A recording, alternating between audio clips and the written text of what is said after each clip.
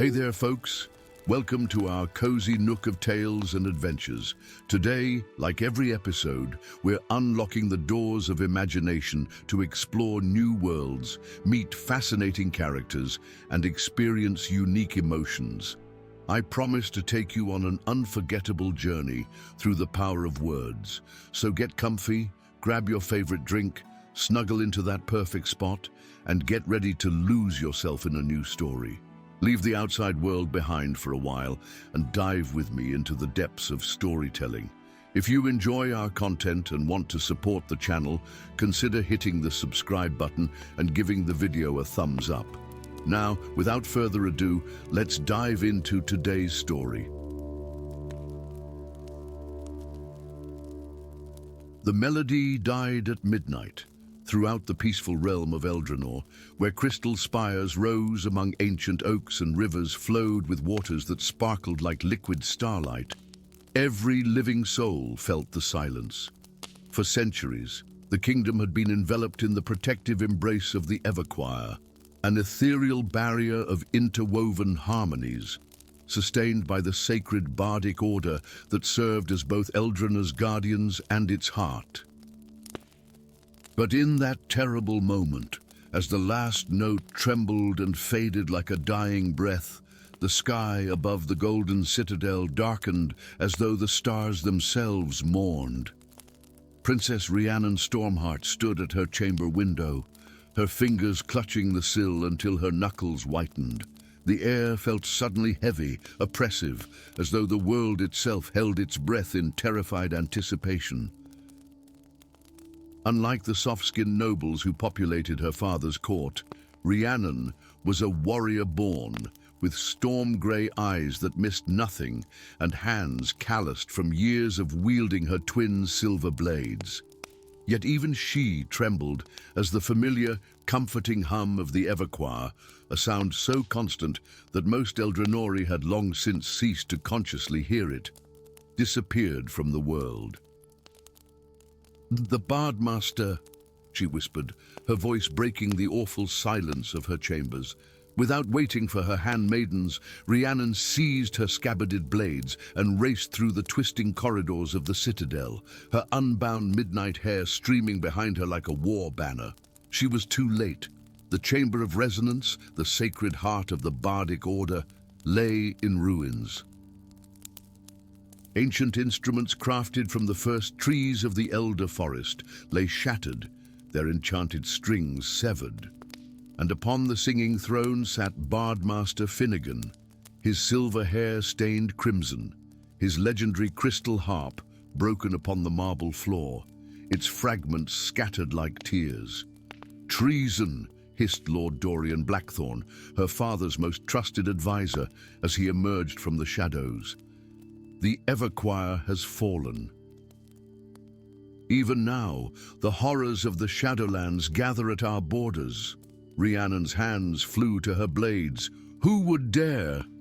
"The question, Princess," Dorian replied, his voice suddenly cold as midwinter frost, "is who benefits from chaos." His dark eyes narrowed. "Your dissatisfaction with your father's peaceful reign is no secret, nor is your friendship with certain renegade elements within our kingdom." Before Rhiannon could respond, royal guards flooded the chamber, their expressions grim beneath their gleaming helms. "Secure the princess," Dorian commanded. "For her own protection, of course, until we determine who orchestrated this tragedy." Rhiannon, daughter of 5 generations of warrior kings, did not surrender easily.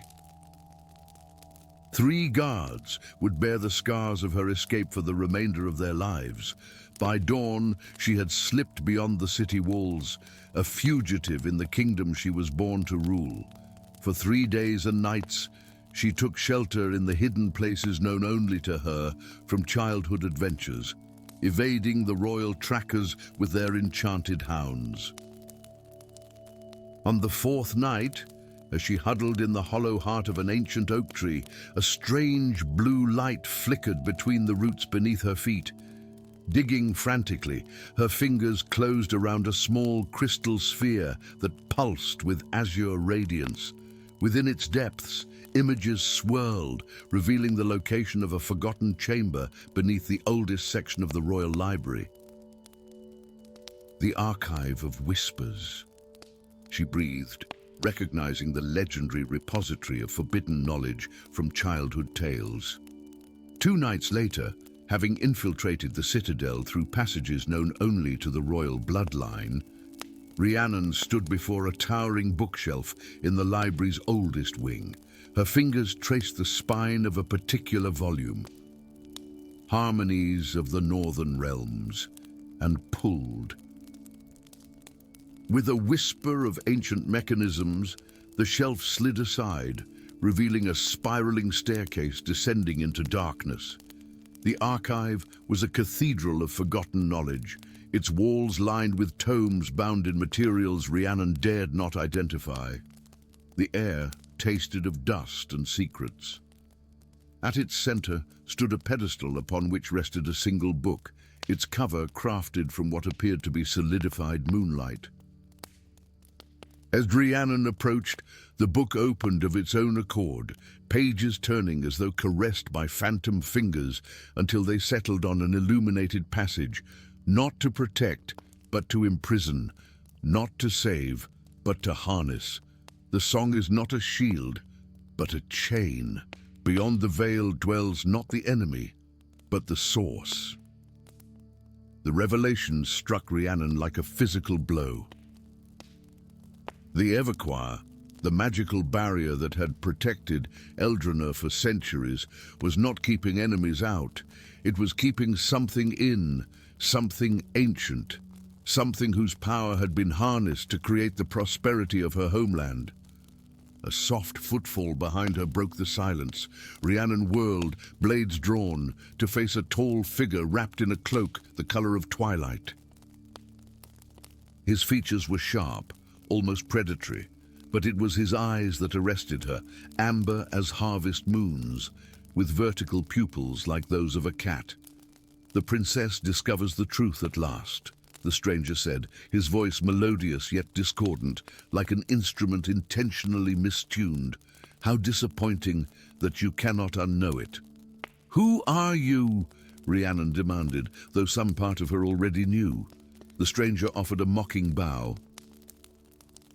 "Undalaric Nightsong, at your service, renegade bard, enemy of the crown, and the only man in Eldrenor who refuses to sing the songs that bind." "You're the dissident," Rhiannon whispered. "The one who claimed our songs were chains, not salvation." "And now you've read the proof," Alaric replied, gesturing to the moonlight tome. "Your perfect kingdom is built on imprisonment and theft. The question is, what will the warrior princess do with this knowledge?" Before she could answer, the distant baying of hounds echoed through the archive. The royal trackers had found her trail. "We have different reasons," Alaric said quickly, "but we now share the same enemies. Come with me if you wish to live long enough to make things right." Thus began an uneasy alliance between the warrior princess and the renegade bard. They fled through the whispering woods, where trees conversed in creaking languages known only to the oldest druids, and across the crystalline plains, where the ground itself sang beneath their feet in harmonies that made Rhiannon's heart ache with forgotten memories.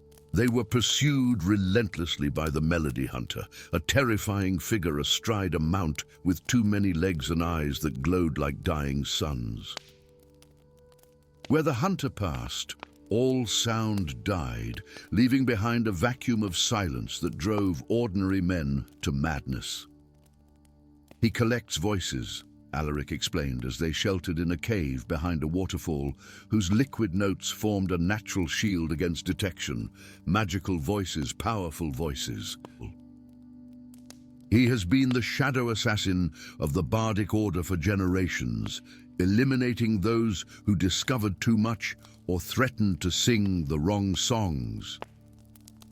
"What is the last song?" Rhiannon asked, remembering fragments of conversation overheard between her father and Dorian. They spoke of it with fear. Alaric's expression darkened. the final counterpoint, the unmaking melody. It is said to be a song so powerful it can rewrite reality itself, but at the cost of the singer's soul.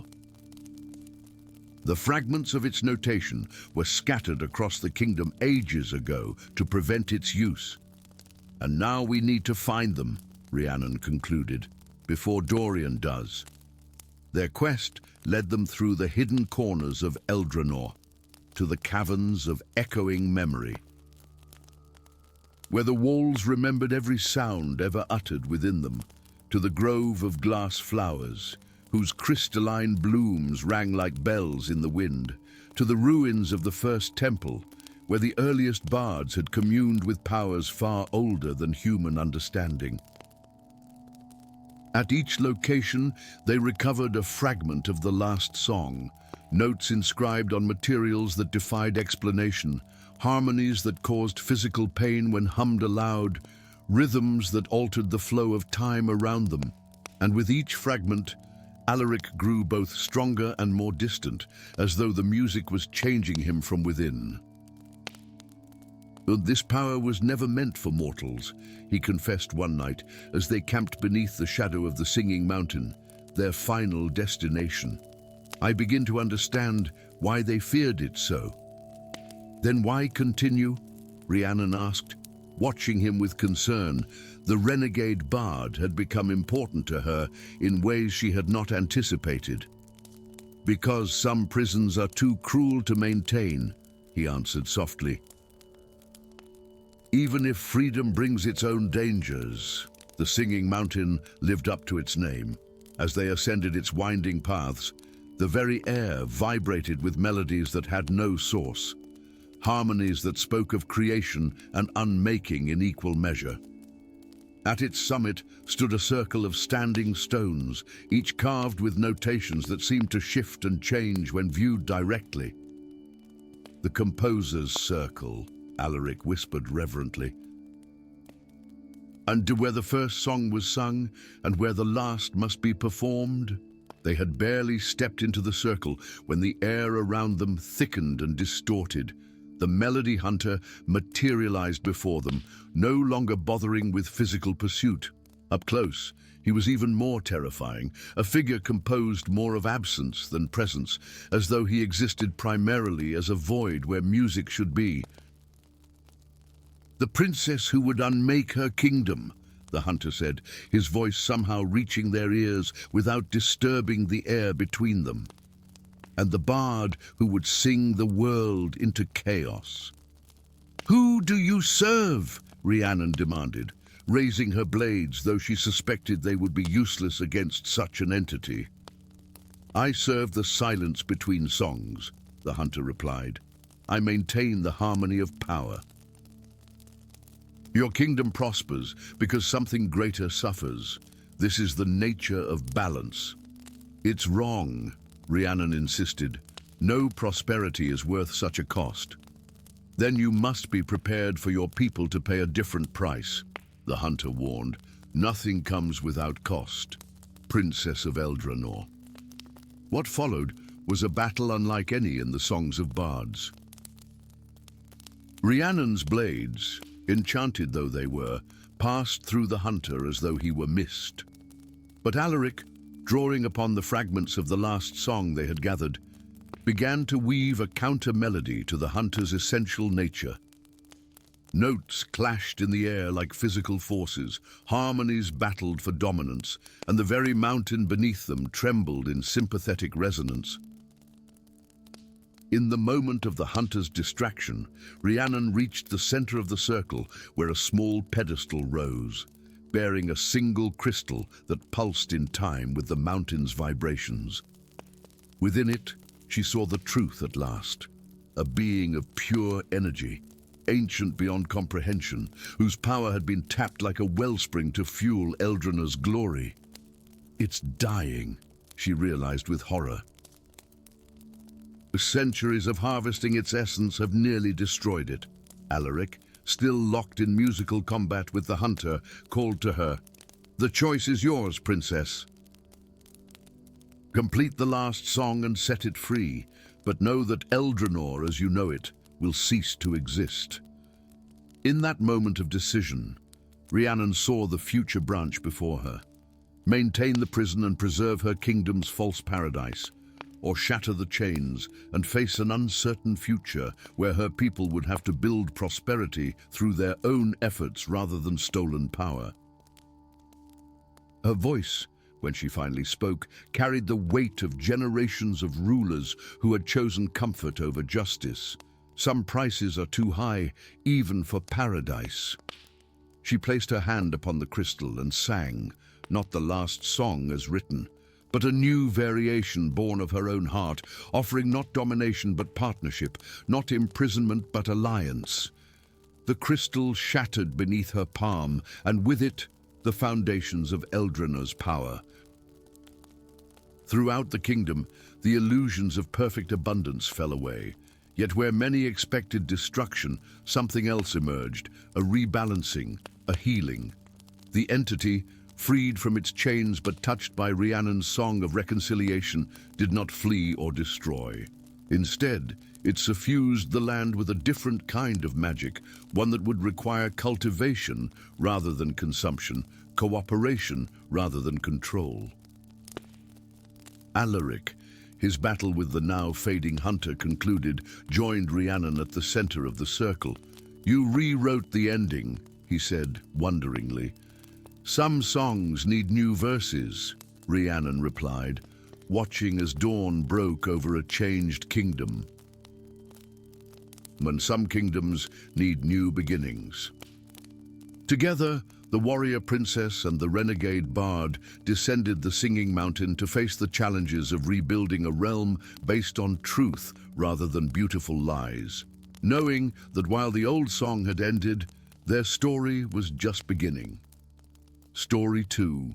First came the tremors, gentle at first, like the city was merely shuddering in a dream. Crystal chandeliers in the grand halls of the celestial palace chimed softly against one another. Water in fountains rippled in concentric patterns. Most Ithorians, accustomed to the occasional shifting of their magnificent floating home, paid little heed until the western quarter tilted.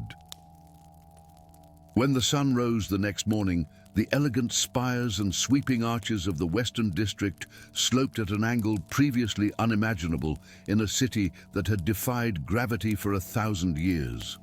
37 souls were lost to the endless sky below before emergency barriers of shimmering azure light flared into existence, conjured by the frantic efforts of the city's elementalists. High above, in the crystal spire that crowned the city like a gleaming needle piercing the heavens, Lord Regent Caius Nightvale stood before the fractured remains of Ithoria's most sacred treasure, the Oracle of Crystal, a massive, perfectly formed prism that had guided the city's fate since its founding, lay shattered upon its pedestal of orichalcum and stardust.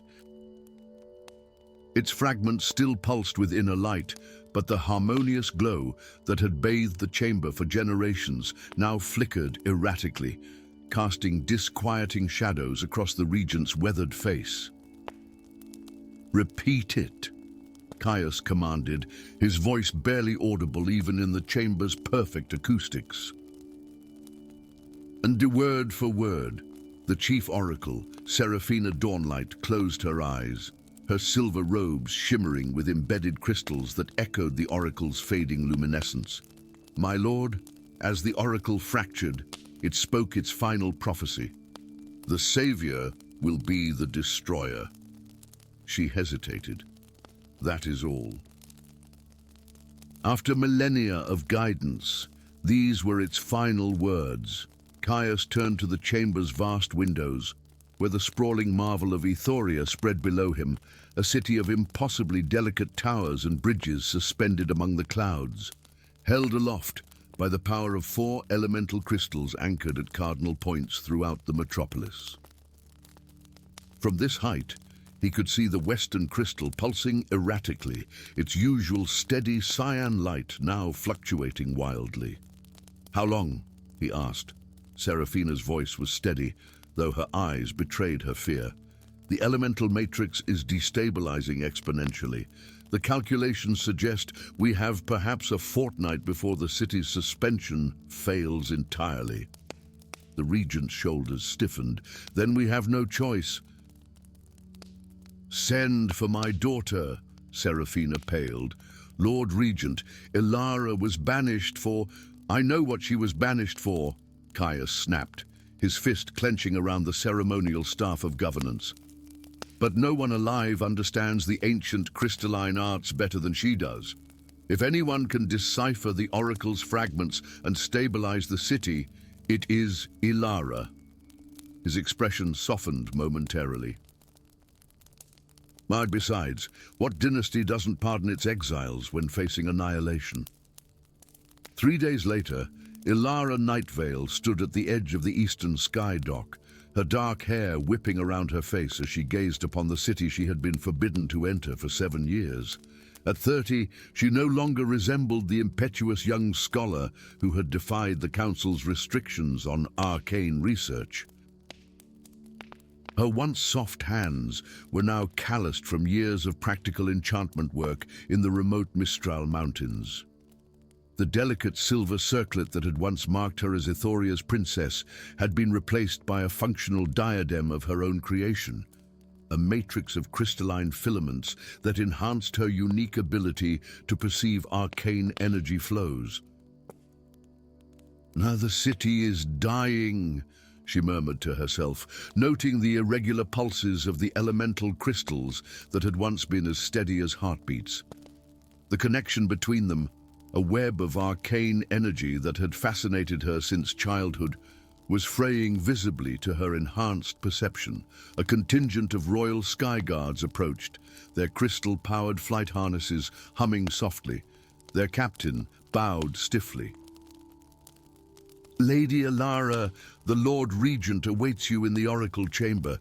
She nodded, allowing them to escort her through the familiar yet changed landscape of her former home. Ithoria had always been beautiful, but now its beauty carried the poignancy of impending loss.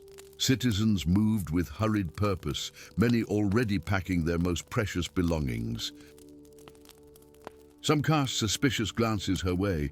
The princess, whose forbidden experiments had earned her exile, now returned in their hour of greatest need. The reunion with her father was as cold as the high-altitude winds that buffeted the crystal spire. No embrace, no acknowledgement of the years apart. Only the oracle's fragments spread across a velvet cloth, and the urgent question in her father's eyes. "Can you reassemble it?" Caius asked without preamble. Ilara studied the shards, her enhanced vision revealing patterns of energy still flowing between them, whispering secrets in a language only she had ever sought to understand. "No," she answered honestly. "Once broken, the oracle cannot be restored to its original form, but—" She lifted a fragment, feeling it pulse in response to her touch. "I might be able to extract meaning from the pieces. The oracle's consciousness may linger." For 3 days and nights, Ilara worked without rest, arranging and rearranging the fragments in patterns suggested by their resonant frequencies. On the 4th morning, as dawn painted the cloud sea below Ithoria in shades of amber and rose, a breakthrough came. The fragments, arranged in a spiral pattern reminiscent of ancient Ithorian glyphs, began to hum in unison. Images flooded her mind, not merely visions, but memories. Not the oracle's memories, but something far older. Something that remembered a time before Ithoria, before humans commanded the power of elemental crystals. Something that remembered imprisonment. Gasping, Ilara broke the connection, her hands trembling as she stepped away from the spiral of fragments. "What did you see?" her father demanded from where he had been keeping vigil. "We need to evacuate the city," she whispered. "Ithoria was built on a terrible foundation." Before she could elaborate, the floor beneath them shuddered violently. Through the windows, they watched in horror as the western crystal, the first to show signs of instability, flared blindingly bright, then went dark. The entire western quarter began to tilt more severely, emergency barriers flickering as they struggled to contain the catastrophe. "Oh, it's too late for evacuation," Caius said grimly. "We must stabilize the remaining crystals immediately." As they hurried from the chamber, neither noticed a shadow detach itself from the greater darkness behind the oracle's pedestal. A shadow that moved with purpose toward the spiral of crystal fragments. By nightfall, panic had seized the city. The western quarter hung at a precipitous angle, held only by emergency tethers of enchanted adamantine chain. The northern crystal had begun to pulse irregularly as well, and refugees from both quarters crowded the central plazas and sky docks, desperate for passage to the ground below. The council had split into factions, those who insisted on abandoning the city entirely and those determined to save it at any cost. In the archives of ascendancy, deep within the celestial palace, Ilara pored over ancient schematics by the light of luminescent crystal lamps. The archive was restricted to royal blood only, containing the most closely guarded secrets of Ithoria's founding. "The founders were not the visionary heroes our history claims," she explained to her father. They were desperate survivors of the cataclysm, seeking any means to escape the devastation below. She unrolled a yellowed parchment depicting creatures of immense power, elemental beings of primal force. Their forms barely contained within intricate binding circles. They captured primordials, ancient elemental entities, and bound them within the crystals. It is their life energy, their essence, that has kept Ithoria aloft all these centuries. She looked up at her father, her eyes haunted. And now, after a millennium of imprisonment, they're awakening, breaking free. "Impossible," Caius breathed. The binding rituals were permanent. "Nothing is permanent," said a new voice from the shadows. A tall figure emerged, a man with features too perfect to be entirely human, his eyes the color of storm clouds. "Especially not chains forged of stolen power." Royal guards materialized instantly, crystal-tipped spears leveled at the intruder. "Hold," Ilara commanded, recognizing him instantly. "Varen." "You know this trespasser?" Caius demanded. "We've crossed paths in the Mistral Mountains," Ilara replied carefully. "He's a scholar of the old magics, and..." She hesitated. "He controls shadows, as others command light." Varen bowed with exaggerated courtesy, a skill that makes infiltrating forbidden archives remarkably convenient. His gaze fixed on the schematics. "I see you've discovered the truth. The question is, what will you do with it?" "The primordials cannot simply be released," Caius argued. "And their rage would destroy not just Ithoria, but the lands below as well. And yet keeping them imprisoned is no longer possible," Varen countered. "The bindings weaken by the hour." Ilara stepped between them, her mind racing. "There may be a third option. The Oracle's fragments showed me not just imprisonment, but transformation. The primordial's power was never meant to be harnessed as mere energy sources. The founders misunderstood their nature." "What are you suggesting?" her father asked. "Communion instead of captivity," she said. "I need access to the crystal nexus, the connection point beneath the city where all 4 elemental lines converge." Caius paled. "The nexus is theoretical, a myth." Varen laughed softly. "Oh, it's quite real, Lord Regent. It's merely been obscured from royal knowledge for generations. After all, what ruler would sleep soundly knowing the heart of their power lay unguarded?" The descent into Ithoria's understructure was perilous. As the city continued to destabilize, They navigated through maintenance passages and ancient access ways known only to the Shadowcraft Guild, Varen's mysterious affiliation.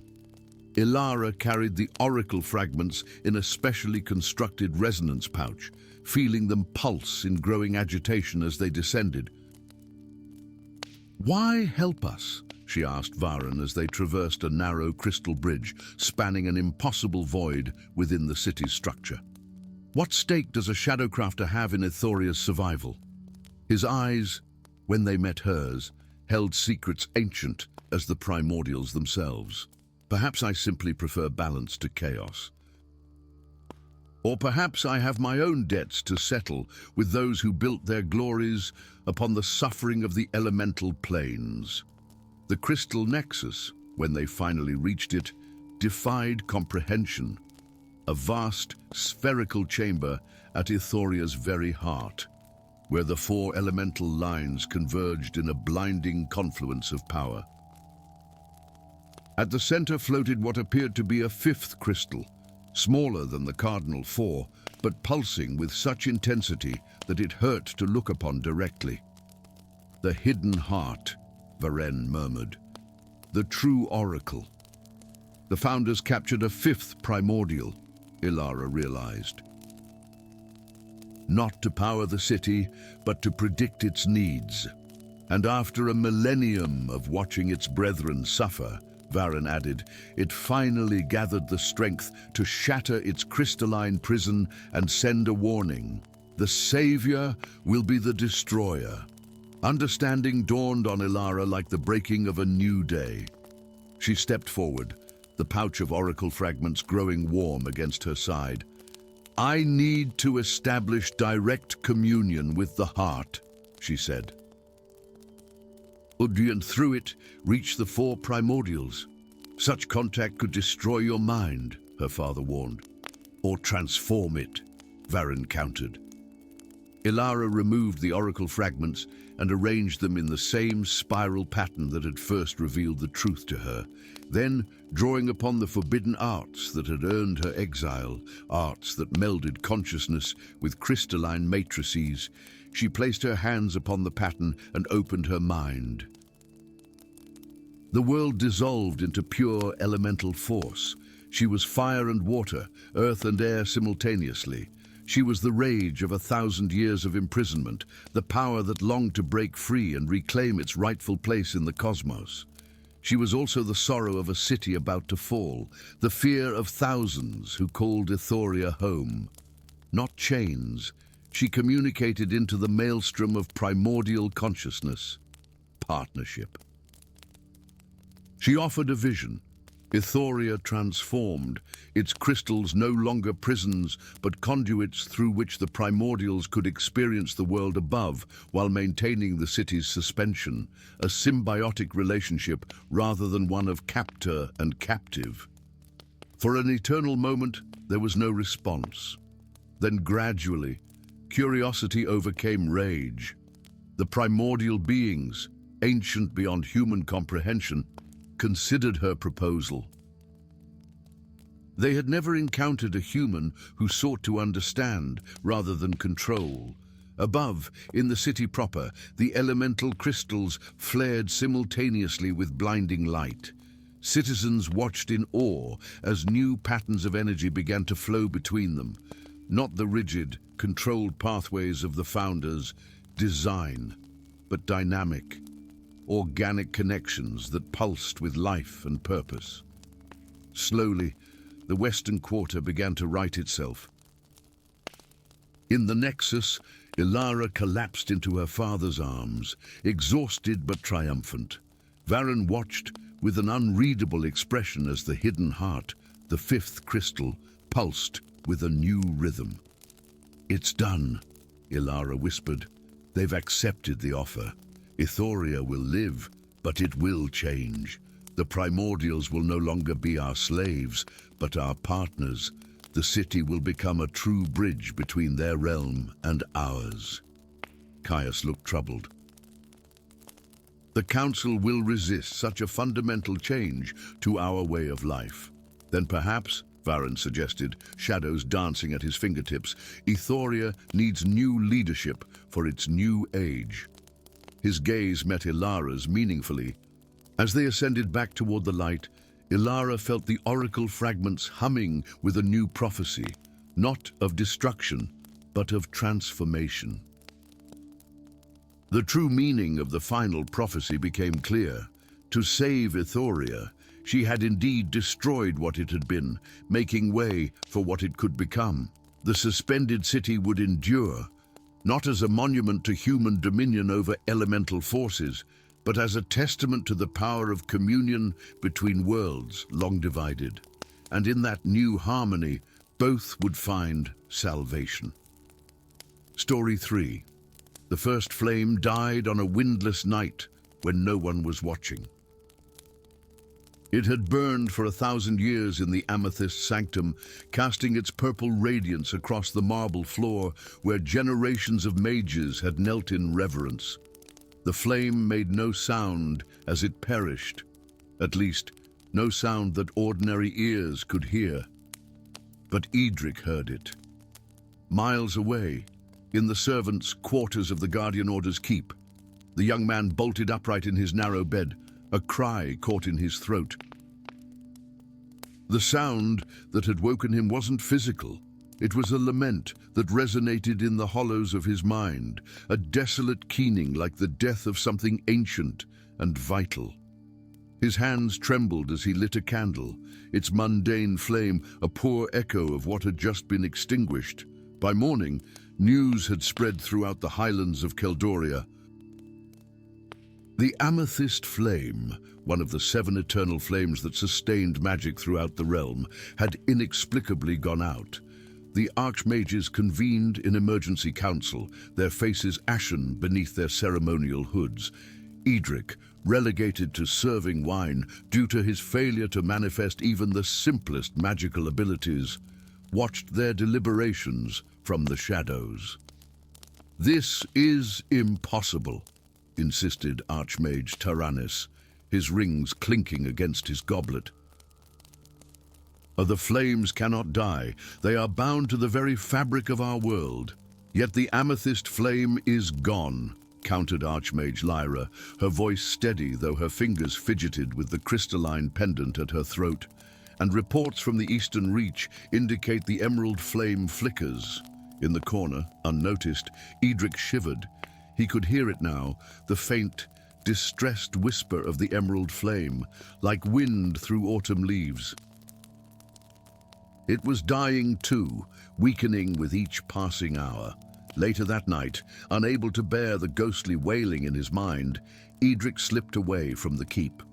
Though rejected as an apprentice due to his lack of magical talent, he had spent years studying the lore of the eternal flames in the Order's vast library, seeking any knowledge that might explain his strange affinity for powers he couldn't control.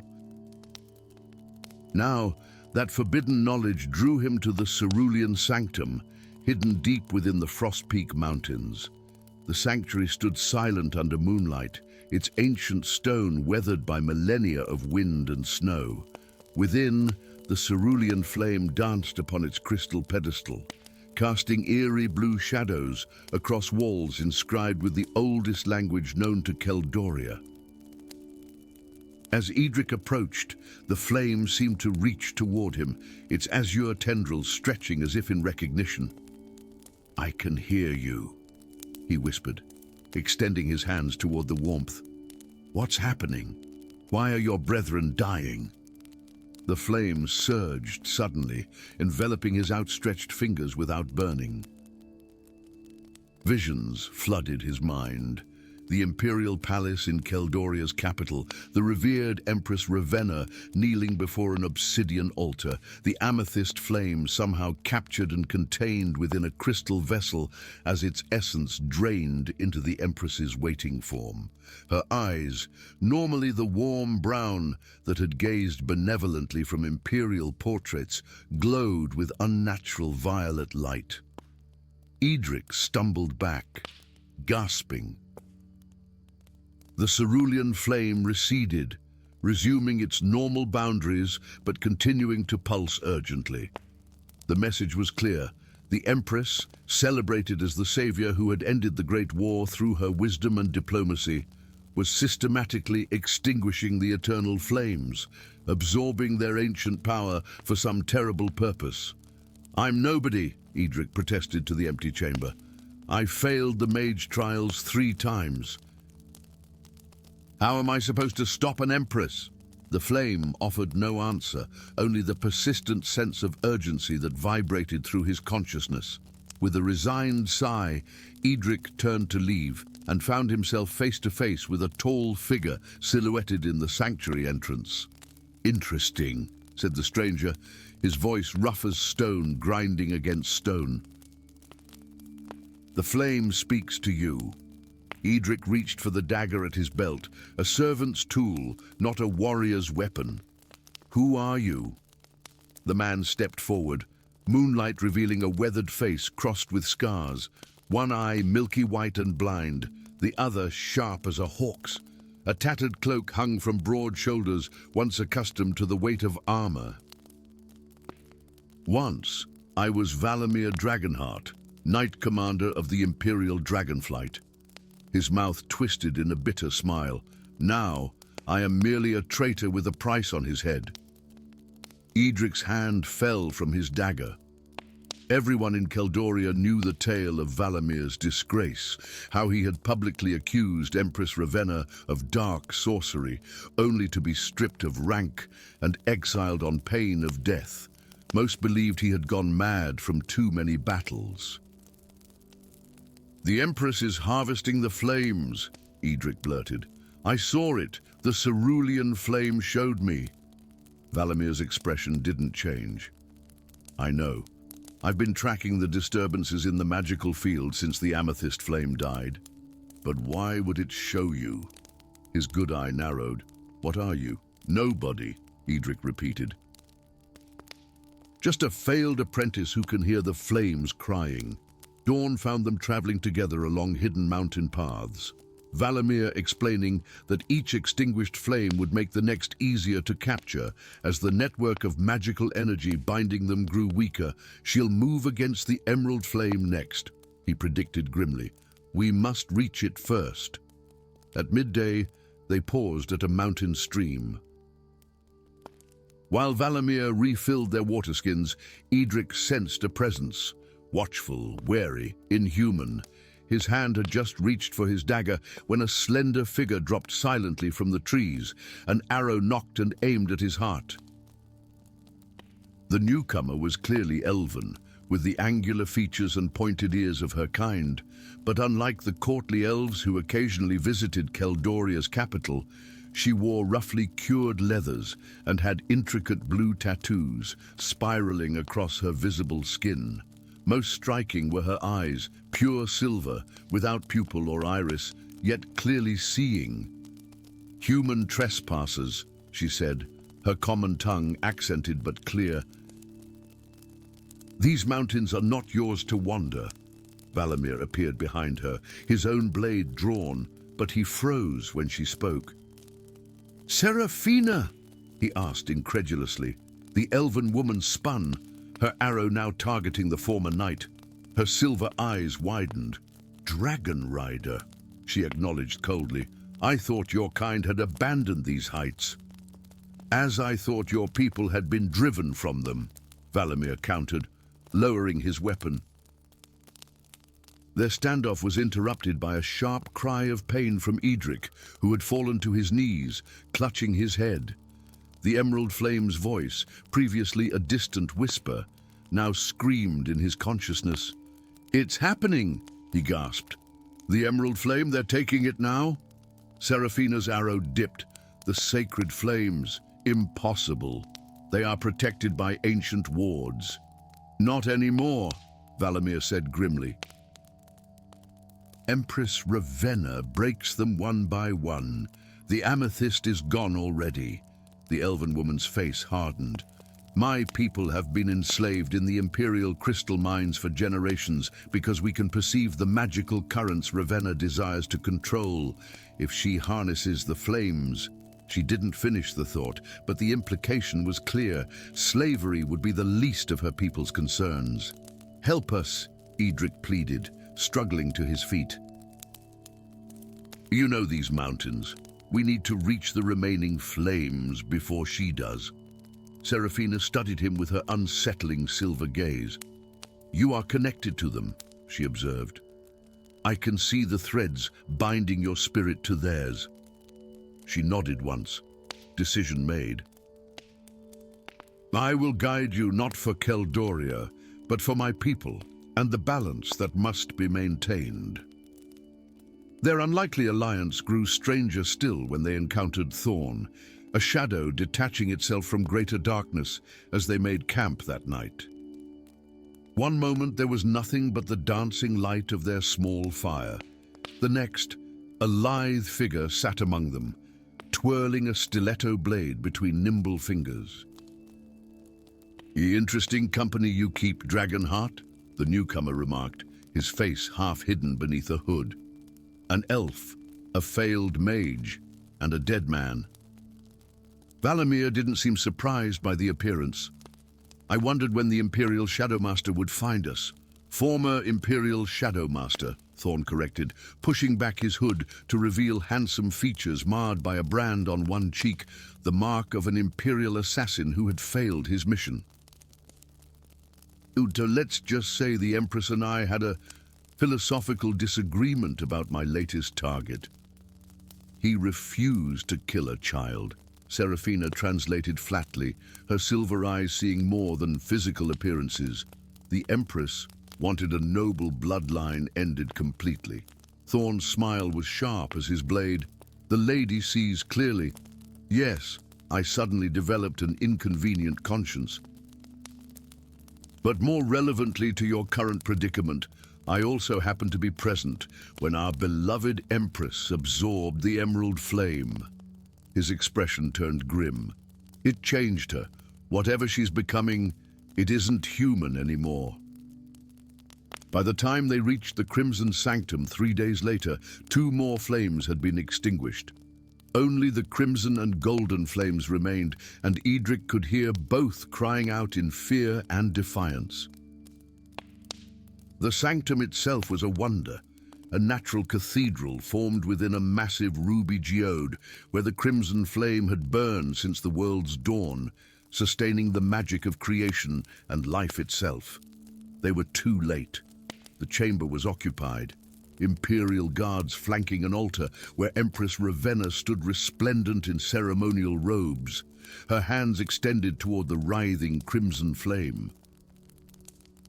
Her eyes glowed with the combined light of the 4 flames she had already consumed, and her skin seemed translucent, revealing a network of luminous veins beneath.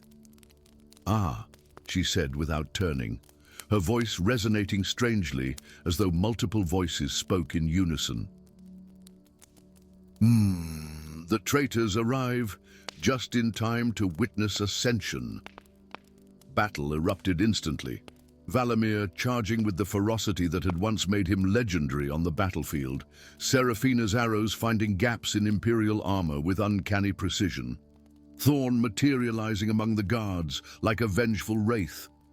Yet for every guard they felled, Ravenna's power swelled. With casual gestures, she hurled spells that would have required entire conclaves of mages to cast. Edric, weaponless and magicless, found himself drawn inexorably toward the crimson flame as his companions fought. It called to him with desperate intensity, and as he approached, the visions came again, not of present danger, but of ancient purpose. The eternal flames had never been meant as sources of power to be harnessed. They were regulators, safety valves containing the wild, primordial energies that would otherwise tear the world asunder. Their magic wasn't a gift to be used, but a burden they carried to protect all living things. And Ravenna, in her quest for godhood, was dismantling the very foundations of reality.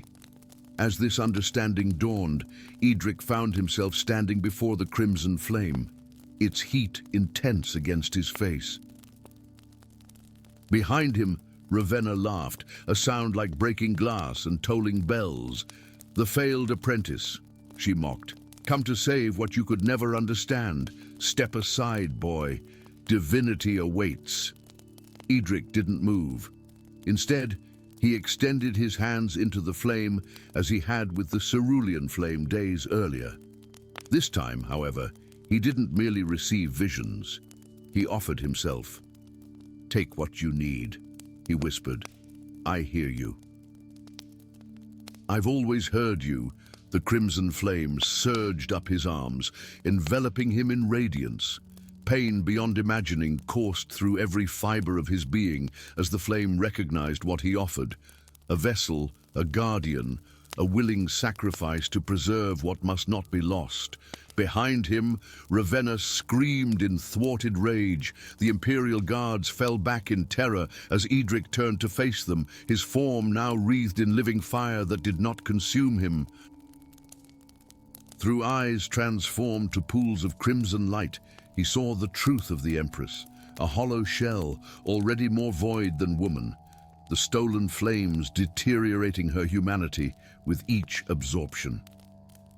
"The flames were never meant to be taken," Edric said, his voice carrying the resonance of ancient powers. "They were meant to be carried." Understanding dawned on his companions' faces. Valamir stepped forward first, kneeling before the crimson flame that was now part of Edric. "I have carried burdens before," the knight said simply. "I offer myself as guardian." Seraphina joined him, her silver eyes reflecting the firelight. "My people have always been stewards, never conquerors. I too will bear this weight." Thorn hesitated longest, his assassin's nature reluctant to bind itself to duty. But finally, he too approached. "Better a chosen chain than an imposed one," he conceded. "I'll take my share." As Ravenna charged forward with a howl of denial, the crimson flame divided itself, not diminishing, but multiplying, flowing into each of the volunteers in measures suited to their natures. Where it touched, it transformed, binding itself to their life forces. For Edric, who had first heard the flame's cries, the largest portion remained. For Valamir, it manifested as a burning brand upon his armor. Seraphina's silver eyes now flickered within a flame, while Thorn's shadows became tinged with crimson light. Together, they faced the Empress, no longer separate individuals, but linked guardians of an essential power. The battle that followed shook the foundations of the sanctum as raw magic clashed against magic. But for all her stolen power, Ravenna fought alone, while the new guardians fought as one. When it ended, the Empress lay defeated but not destroyed, the stolen energies of four flames extracted from her mortal form. She was merely human again, a woman driven by ambition and fear of her own mortality to reach beyond mortal bounds. "What now?" Valamir asked as they gathered the essences of the fallen flames, each responding to their newly kindled connection. Edric, forever changed by his communion with powers beyond mortal comprehension, gazed into the distance where the golden flame still burned in solitude. "Now we rebuild what was broken," he said. "Not as it was, but as it should be. The age of flames locked in sanctums is ending. The age of guardians begins." Around them, the world trembled on the cusp of transformation as magic itself prepared to change. Story 4. The dragon fell like a midnight star plummeting from the heavens, trailing wisps of purple flame and obsidian scales that glittered briefly before dissolving into ash. The forest trembled at its descent, ancient silverwood trees bending away as if in reverence to the dying Leviathan. When the massive creature finally crashed through the emerald canopy of the Argentum forest, the impact sent ripples of strange energy across the realm of Veloria, distorting reality like stones thrown into a still pond. Lyra Nightshade had been tracking a silverhorn stag since dawn, her footfalls silent as shadow on the moss-covered ground. At 19, she was already renowned among the village hunters for her uncanny ability to move unseen through the woods that others found disorienting. But when the dragon fell, she froze, bow half-drawn, breath caught in her throat. As the world around her briefly blurred and shifted, the silverwood trees seemed to sing a mournful dirge, their silver-veined leaves shimmering with unnatural luminescence. Something ancient was dying. Something that should not die. Abandoning her hunt, Lyra followed the trail of broken branches and disturbed earth, her hunter's instinct overwhelmed by a compulsion she couldn't name. The forest grew stranger with each step. Patches of vegetation crystallized into delicate formations that chimed softly in the breeze. Small creatures scurried past with fur partially transformed into faceted gemstone. She found the dragon in a clearing that hadn't existed that morning. The mighty beast lay broken amid splintered trees, its ebony scales dulled like tarnished armor. Each labored breath released tendrils of dark energy that twisted into the soil and air. It was smaller than Lyra had imagined dragons to be, perhaps the size of 3 war horses, yet its presence filled the clearing with undeniable majesty despite its wounded state. All her life, Lyra had heard tales of the monstrous dragons that once terrorized Vaeloria before the sovereign king Thaddeus Stormheart drove them to extinction. The last had supposedly been slain decades ago. Yet here one lay, and something about its suffering eyes, black as midnight with pinpricks of starlight within, made the creature seem less monster than victim. "Who did this to you?" she whispered, surprising herself with the question. The dragon's massive head turned toward her, nostrils flaring. Its voice, when it came, wasn't heard with her ears, but felt within her mind, ancient and resonant as mountain stone. "You smell of earth and honesty, huntress. Come closer. Time grows short." Some madness made Lyra step forward until she stood within reach of jaws that could shear her in half with a single snap. The dragon's breath smelled of thunderstorms and old magic.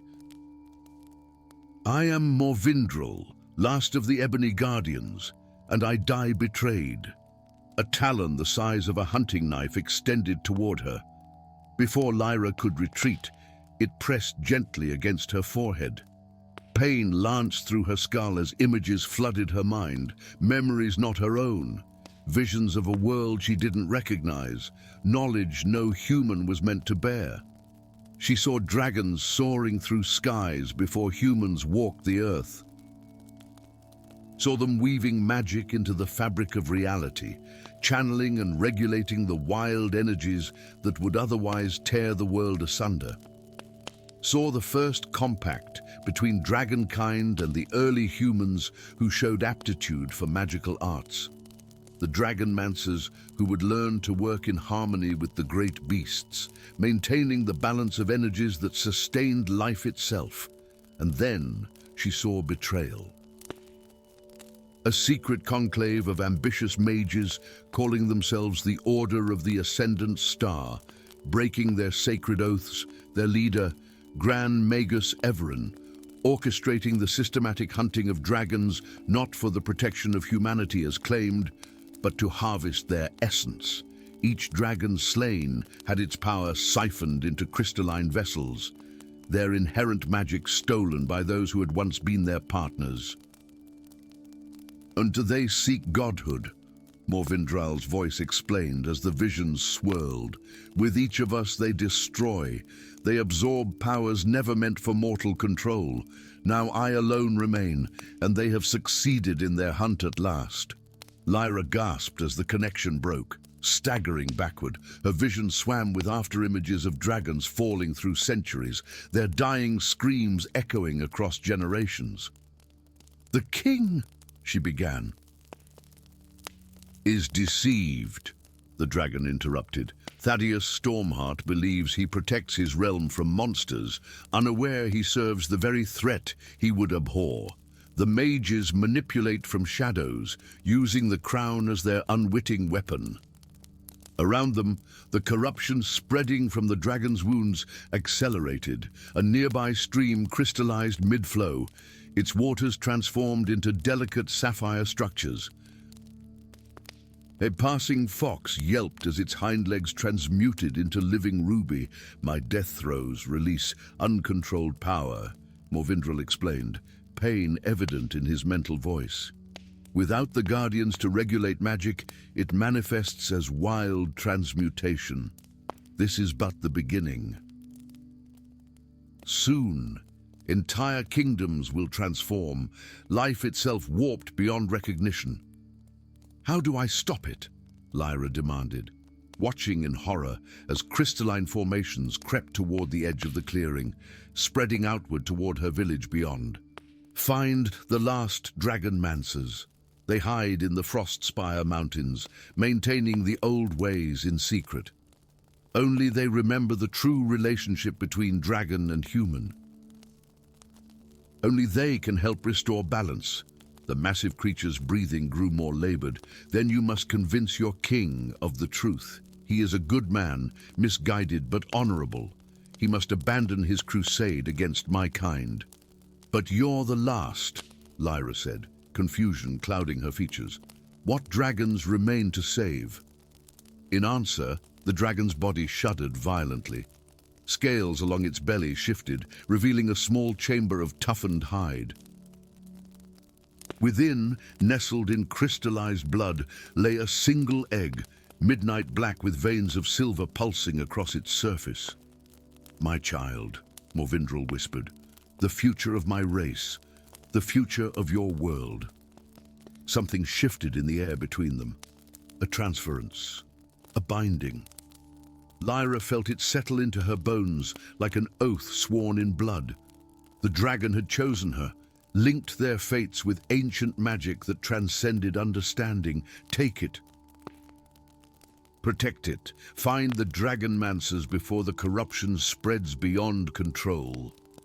With trembling hands, Lyra lifted the egg. It was surprisingly light, warm as a summer stone against her palms. The moment her skin made contact, her eyes changed. The brown irises developing flecks of obsidian that occasionally caught the light like tiny stars. I'll return with help, she promised, but the great dragon shook its massive head. My time ends.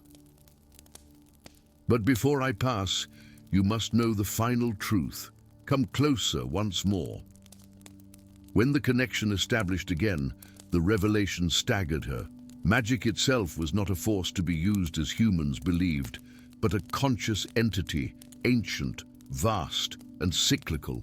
Dragons were not merely magical creatures, but physical manifestations of this cosmic force, born to maintain balance as the magical cycle renewed itself every millennium.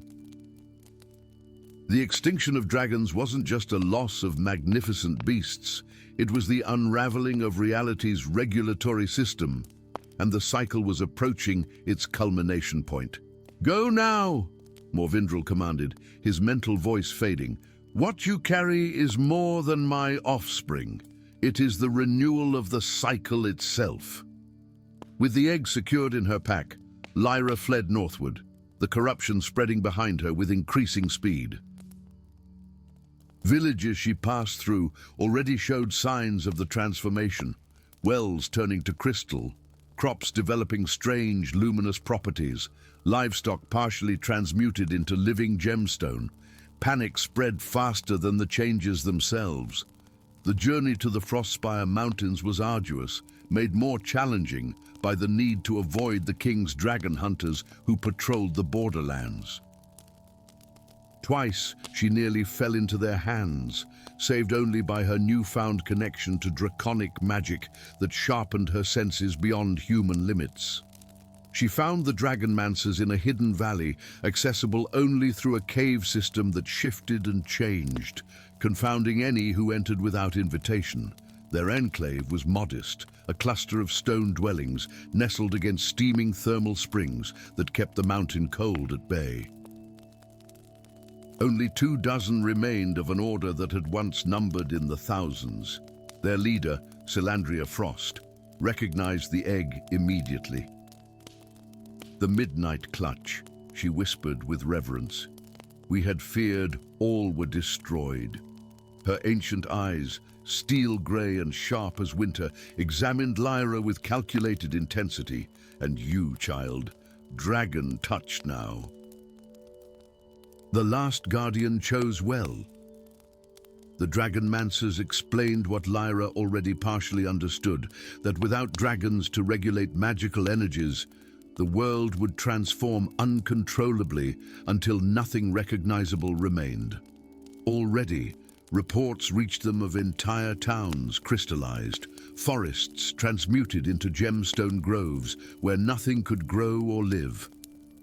"The king must be made to understand," Lyra insisted.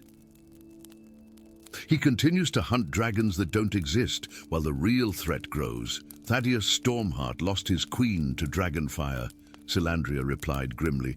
"His hatred runs bone deep." "But it wasn't dragonfire," Lyra countered, drawing on Morvindrel's memories. "It was the mages, manipulating events, making it appear as a dragon attack to fuel his vendetta." The revelation of this manipulation shifted something in the ancient order.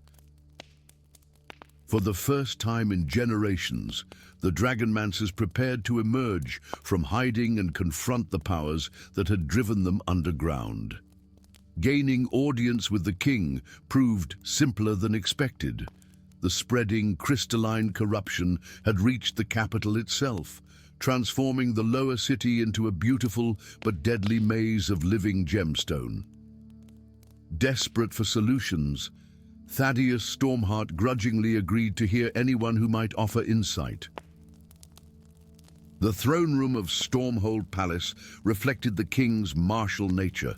Austere stone, adorned with dragon skulls and weaponry rather than tapestries and gold. Thaddeus himself was a bear of a man. His once auburn beard now streaked with silver, eyes haunted by old grief and new fears. "Your Majesty," Lyra began, Silandria and 3 senior dragonmancers flanking her. "Ndai, the corruption consuming your kingdom isn't a dragon's curse, but the consequence of their absence." What followed was a confrontation decades in the making. Truth against cultivated lies, evidence against emotion. The king's rage when faced with dragonmancers in his court nearly ended their mission before it began. But as Lyra shared Morvindrel's memories, something penetrated the monarch's defenses, glimpses of his queen's death from a different perspective, revealing the mages who had orchestrated the tragedy. The final proof came when the doors to the throne room burst open, admitting Grand Magus Everon and his disciples. Their ceremonial robes couldn't hide the unnatural transformations already overtaking their bodies. Fingers elongated into crystalline talons, eyes glowing with stolen power, veins pulsing with misappropriated magic. "The girl speaks treason, Your Majesty," Everon declared, his voice resonating with unnatural harmonics. "These dragonmancers seek to undo your life's work."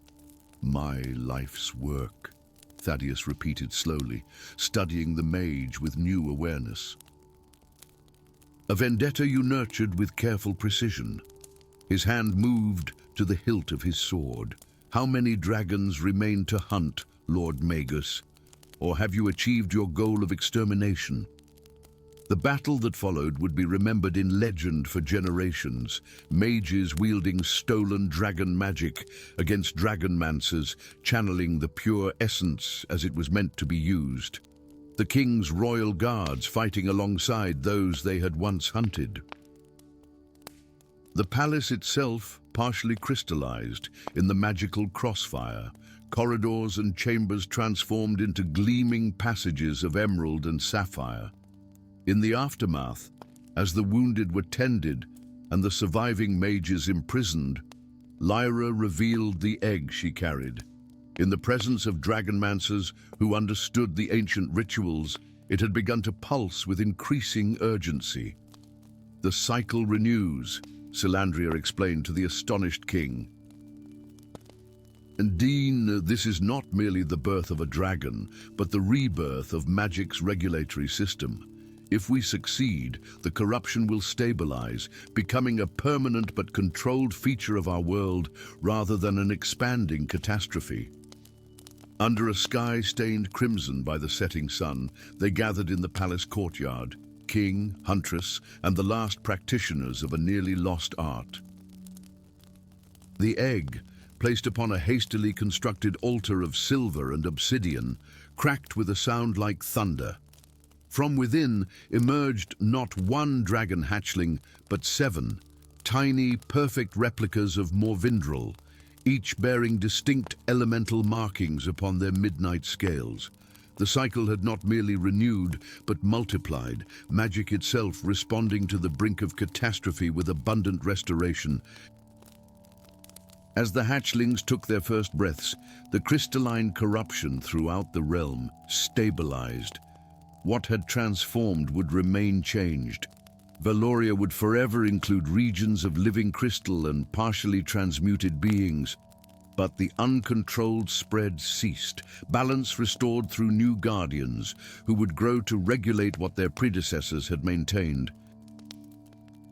Lyra, her eyes now permanently marked with draconic starfields, found herself bound to the hatchlings as their protector and guide. The king, his lifelong hatred giving way to understanding, issued a proclamation establishing the dragons and their human counterparts as honored guardians of the realm. And in the deepest chamber of what had once been the Order of the Ascendant Star's sanctum, something stirred in response, the cosmic entity of magic itself, acknowledging the restoration of its physical vessels, settling back into the rhythm of a cycle almost irreparably broken, but now healing, one dragon heartbeat at a time. Story 5. The Forbidden Chamber's seal broke with a sound like shattered stars.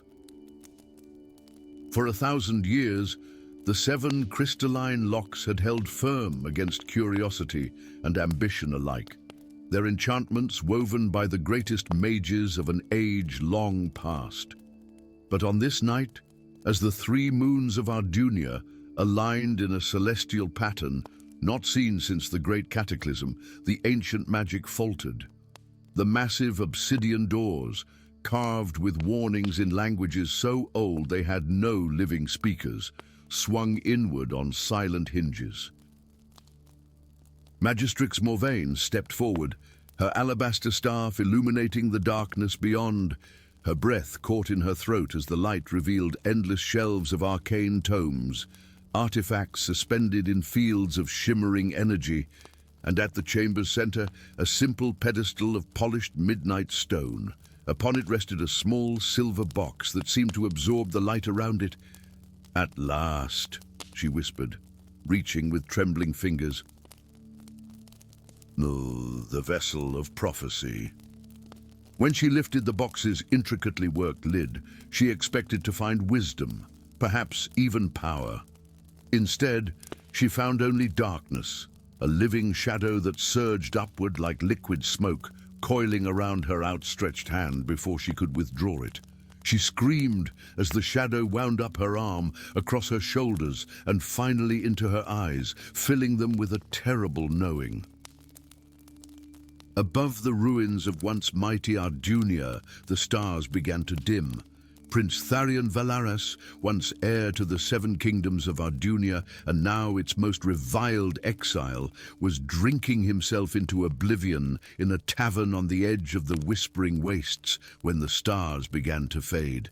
He noticed only because the barkeeper, a surly dwarven woman named Grimhilda, stopped mid-pour to stare through the grimy window. "By the Forge Father's hammer," she muttered. "The stars are going out."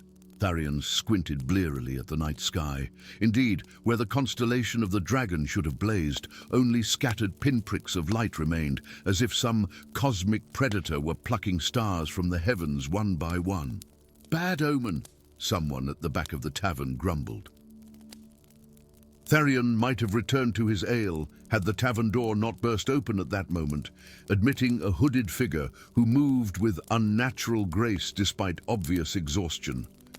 The stranger's gaze swept the room before settling on Tharion with unsettling intensity. "Under exiled prince," the figure said, pulling back her hood to reveal a face Tharion had sworn to never forget. High cheekbones, piercing violet eyes, and a smile that had once brought kingdoms to their knees. "The forbidden chamber has been breached. The devourer of light is free." Tharion's hand moved to the sword at his hip. "Morvain, give me one reason why I shouldn't kill you where you stand." His voice was steady despite the ale, cold as the 5 years of banishment that had hardened the once idealistic prince into a man of lethal pragmatism. "Because," she said, eyes reflecting the diminishing light from outside, "you are the last living descendant of the Starblood line, and only you can wield the crown of Ardunia against what comes." She approached his table, ignoring the blade now leveled at her heart. "Kill me if you must, but first hear me. I was wrong. We were all wrong. The shadow I unleashed, it does not merely consume light, it consumes possibility itself. Reality unravels in its wake." 5 years ago, this woman had presented evidence of Tharion's treachery so compelling that even his father, King Endarion the Just, had been forced to pronounce sentence. Now she spoke of ancient prophecies and crowns with the fervor of the truly desperate. "What game are you playing, witch?" Tharion growled. In answer, Morvain held out her hand. What Tharion had taken for gloves in the dim light were actually shadows, writhing around her fingers like living ink. "This is no game," she said softly. "This is atonement." By dawn, they rode west toward the Temple of First Stars, where legend claimed the crown of Ardunia had been disassembled and its pieces hidden following the cataclysm. Tharion rode grimly, still unconvinced, but unable to deny the evidence of his eyes. Throughout the night, more stars had vanished, leaving the sky eerily vacant.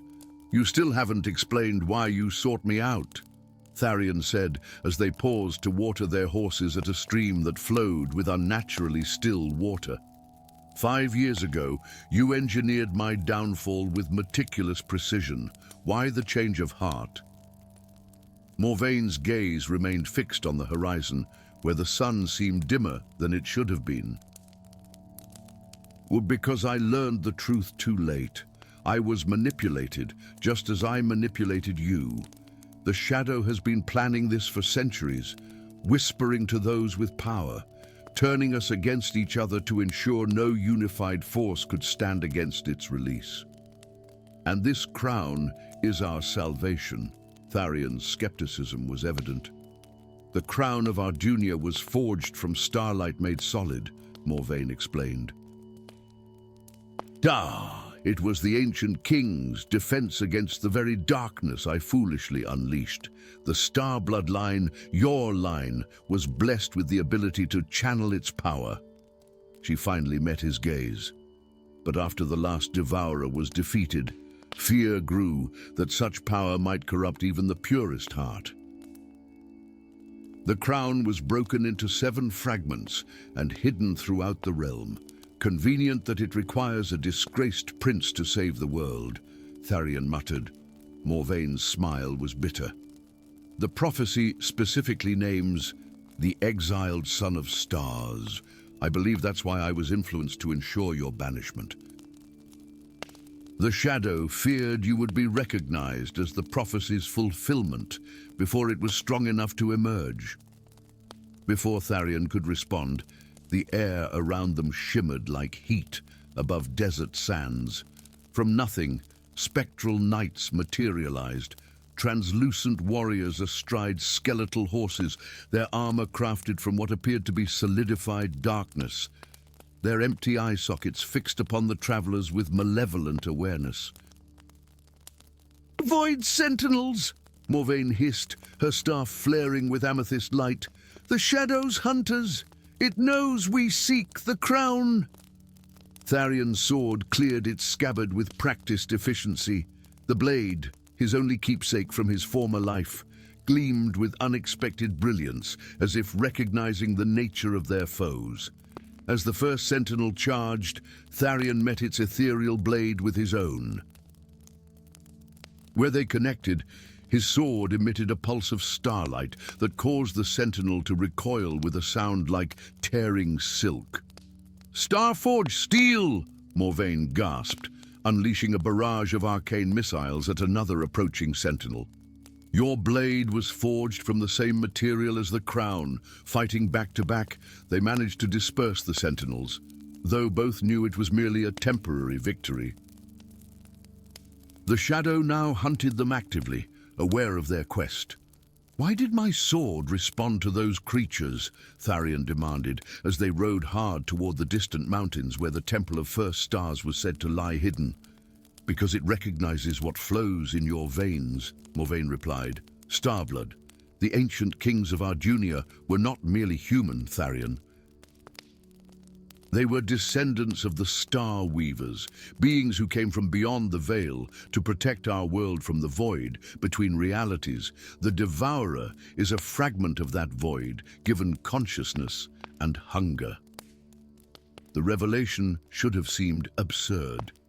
Yet something deep within Tharion resonated with her words. All his life, he had felt a strange affinity for the night sky, a connection to the cosmos he could never explain. Now, as they neared the temple carved into the mountainside, its entrance flanked by towering statues of robed figures with eyes of crystal, that connection pulsed like a second heartbeat. The temple's interior defied its exterior dimensions, vast halls stretching seemingly into infinity, their ceilings so high they disappeared into darkness. Ancient murals depicted battles between radiant beings wielding light against amorphous shadows. At the temple's heart, they found a circular chamber where 7 pedestals stood in a pattern mirroring the constellation of the dragon, now almost completely absent from the sky. Upon the central pedestal rested a single fragment of what had once been the crown of Ardunia, a curved piece of metal that shimmered like captured moonlight. "One down, 6 to go," Tharion said grimly, reaching for the fragment. The moment his fingers touched the ancient metal, visions flooded his mind. Memories not his own, knowledge passed through blood across generations. He saw the crown whole, a simple circlet of star metal that nonetheless radiated power beyond mortal comprehension. He saw his ancestors wielding it against the darkness between worlds, sealing breaches in reality through which the void sought entry. And he saw the locations of the remaining fragments, scattered across Ardunia's most dangerous reaches. One lay beneath the caustic sea, another within the heart of the ever-burning forest. The 4th was entombed in the ice of the northern wastes. The 5th, guarded by the last dragon in the spires of eternity. The 6th had been hidden in the one place no one would think to look, the royal treasury of Arden City itself, disguised as an unremarkable piece of ceremonial regalia. As the vision faded, Tharion found Morvain watching him with an unreadable expression. "You saw their locations," she stated rather than asked. "Yes." He studied her face, still searching for deceit. "Why seek redemption now, Morvain? What do you gain from helping me?" Her hand unconsciously moved to cover the shadows that had spread further up her arm. "The shadow showed me truth when it touched me. Not the truth it intended, but glimpses of its ultimate goal." It doesn't merely hunger for light, Tharion. It hungers for everything. Every world, every possibility reduced to void. Her voice lowered. And it showed me my place in its vision, not ruler of a new order, as I had been promised by the Whispers, but merely the first to be consumed once my usefulness ended. Something in her vulnerability struck Tharion. For 5 years, he had nurtured hatred for this woman, blaming her for his fall from grace. Now he saw her as she truly was, brilliant but flawed, manipulated by forces beyond comprehension, seeking desperately to undo the damage she had caused. "The crown fragment we hold will lead us to the others," he said finally, "but we'll need allies. The places where they're hidden, no two people could survive such a journey alone." Outside the temple, the sky had grown darker still, with only a handful of stars remaining. Villages and cities across Ardunia would be falling into panic as the natural order crumbled. Soon, the shadow would grow bold enough to manifest fully in the world. As they emerged from the temple, a familiar constellation briefly flickered in the diminished sky, the dragon, its stars forming a pattern identical to the pedestals within. A sign, perhaps, that their quest was not hopeless. "We have little time," Morvayn said, her gaze fixed on the fading stars. "The royal court must be warned. Your father will not welcome my return," Tharion finished grimly. "But he will listen. He must." Together, they descended from the temple, the first fragment of the crown secured in a pouch at Tharion's belt. Behind them, the massive temple doors swung shut of their own accord, ancient magic awakening after centuries of dormancy. Ahead lay a journey across a darkening realm, through dangers untold, toward a confrontation with a force that existed before time itself. And somewhere in the gathering darkness, the shadow watched with patient malevolence for what was a few more days of waiting when it had hungered for millennia. Soon all would be void, all would be silence, all would be completion. Unless an exiled prince and a repentant sorceress could reforge what time and fear had broken. Story 6. The tempest came without warning, as if summoned by unseen hands. Lightning split the sky in jagged arcs of silver and blue, illuminating the Waver Rider's straining sails against clouds as black as midnight. Captain Maeve Stormheart gripped the ship's wheel, her knuckles white with effort as the vessel pitched violently beneath her feet. "This is no natural storm," she shouted over the howling gale, her fiery red hair whipping about her face like flames. The seasoned sailors of her crew, men and women who had weathered the wrath of the western seas for decades, looked to the heavens with fear in their eyes. For 7 nights, Maeve had dreamed of gleaming spires beneath emerald waves, of a city where coral palaces reached toward the surface like grasping fingers. Each morning she awoke with salt on her lips and the haunting echo of a song she could not name. Now, as the waves rose like mountains around them, that same melody seemed to pulse within the storm itself.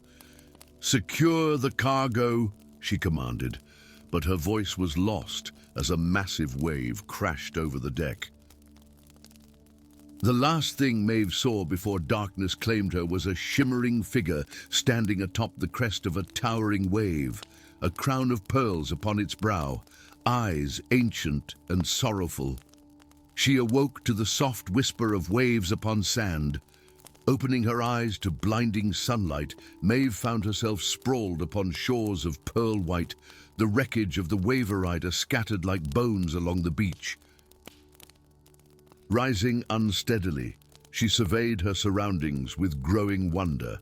The island rose before her in terraced gardens and flowing waterfalls, structures of alabaster and mother of pearl gleaming in the morning light. Impossibly tall trees with silver bark and azure leaves swayed in a gentle breeze, their roots seeming to drink directly from the sea. And everywhere, in the architecture, in the very shape of the land, was a sense of deliberate design, as if the entire island had been sculpted by master craftsmen. The Valar's hands shaped Númenor, came a voice from behind her, deep as ocean currents and smooth as polished stone. But it was mortal hands that raised these walls. Maeve spun around, her hand instinctively reaching for the dagger at her belt. Before her stood a man unlike any she had ever seen. Tall and regal, with features sharp as chiseled marble and eyes the color of twilight. His hair fell in waves the shade of midnight to his shoulders, adorned with small shells and pearls that caught the light with every movement. He wore robes of sea green and silver, their fabric seeming to ripple like water even in stillness. "I am Nereus," he said, offering a slight bow. "Last Prince of Númenor, keeper of the Coral Crown, and guardian of this final fragment of a forgotten kingdom." Númenor, Maeve repeated, the word familiar yet strange upon her tongue. The kingdom that sank beneath the waves, a legend from the elder days.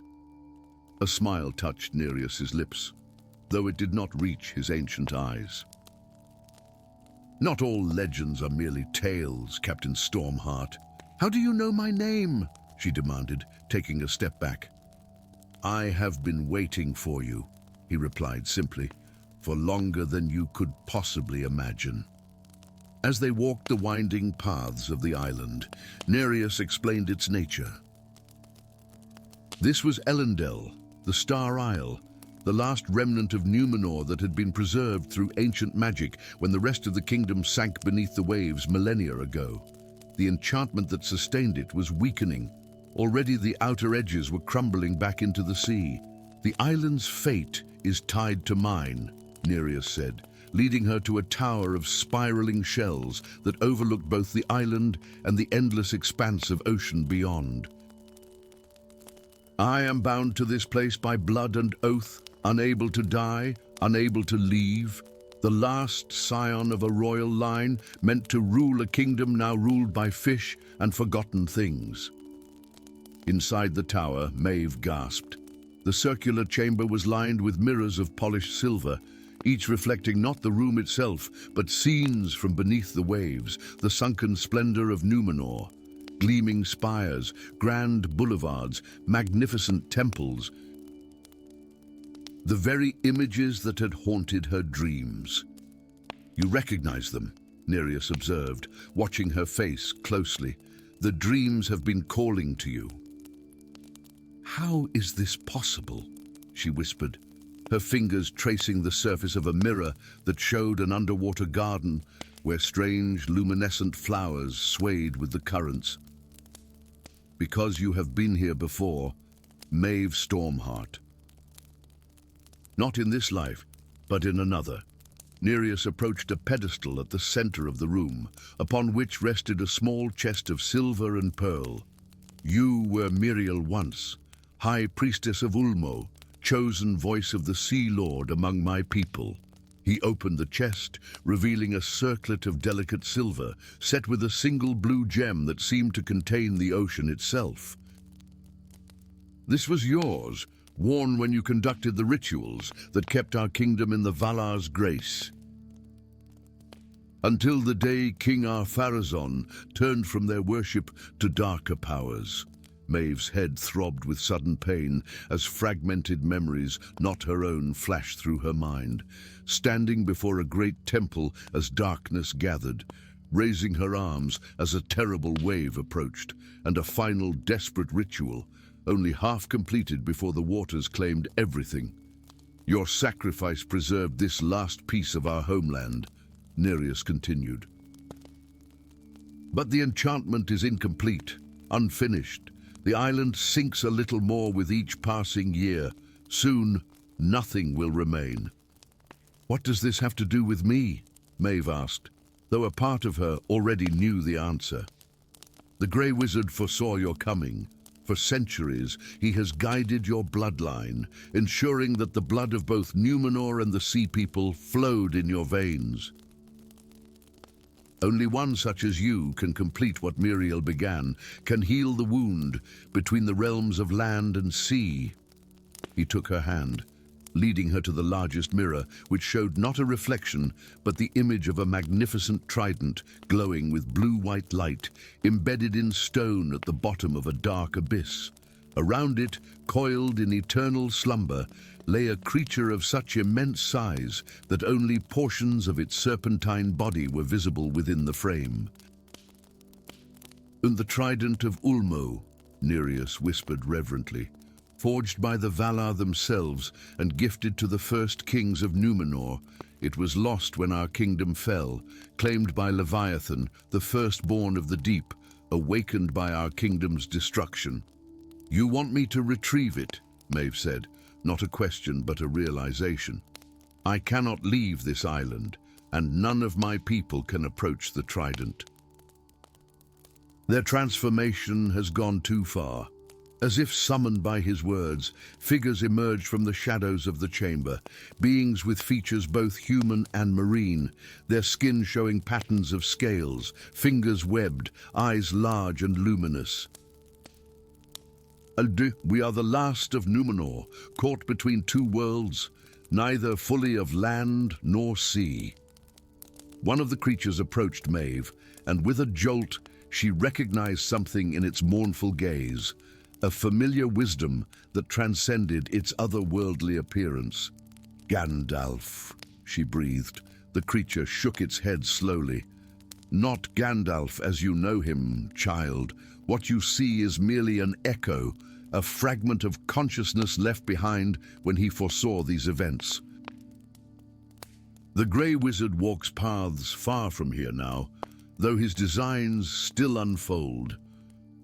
Dawn broke over Elendil as Maeve stood at the edge of a natural stone pier, preparing for her descent. The strange inhabitants of the island had fashioned her a suit of their peculiar arts, a second skin that would allow her to breathe beneath the waves and withstand the crushing pressures of the deep. Nereus approached, carrying a pearl-handled dagger. "This blade once belonged to Miriel. It may aid you when strength alone will not suffice." "And what of Leviathan?" Maeve asked, securing the weapon at her hip. "The Ancient One sleeps, but lightly. Disturb the trident, and you will surely wake him." Nereus hesitated, then added, "There is something else you should know. When you retrieve the trident, you must make a choice. Its power can either raise what remains of Númenor permanently from the depths, creating a new kingdom for my people, or it can complete the transformation, allowing us to fully become creatures of the sea, free from our half-existence." "Which do you wish for?" Maeve asked. Studying his face, Nereus's eyes reflected the rising sun, ancient and tired. "I have been neither alive nor dead for thousands of years, Captain. I want only resolution, and that choice was always meant to be yours, not mine." With those words ringing in her ears, Maeve dove into the azure waters. The enchanted garment worked as promised. She breathed the water as easily as air, moving through the depths with preternatural grace. Schools of fish with scales like jewels parted before her, and forests of swaying kelp in impossible colors reached toward the distant surface. As she descended into the abyss, the waters darkened. Here, the ruins of Númenor rose like the bones of some colossal beast. Grand archways, tumbled towers, and broken statues of kings and queens long forgotten. Strange lights pulsed among the ruins, revealing glimpses of a civilization whose splendor had never been equaled. The trident rested at the very bottom, in what had once been the Temple of Ulmo. Its three prongs pierced the temple floor, blue-white energy spiraling around it in lazy currents, and wrapped around the temple in concentric circles lay Leviathan, a serpent of such immense proportions that Maeve could not comprehend its full size. Each scale was larger than a ship's sail, its body as thick as the mightiest towers of Númenor had been.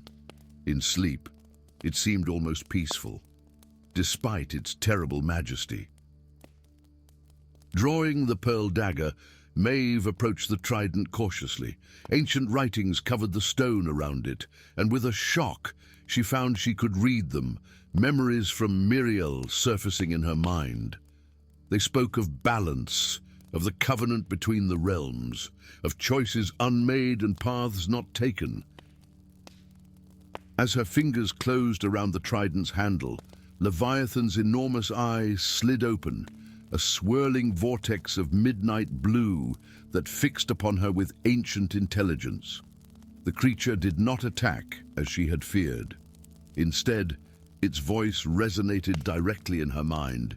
"Daughter of two realms," it communicated, "what would you remake with Ulmo's power? That which was lost, or that which might yet be?" Looking into the eye of the primordial being, Maeve understood at last. This was the true test, not retrieving the trident, but choosing wisely how to use it. In that moment, with the weight of ages pressing upon her, Captain Maeve Stormheart made her decision. The waters began to glow around her, and the song of the deep waters, the melody that had haunted her dreams for so long, finally became clear, rising from her own lips in perfect harmony with the resonant tones of the ancient sea.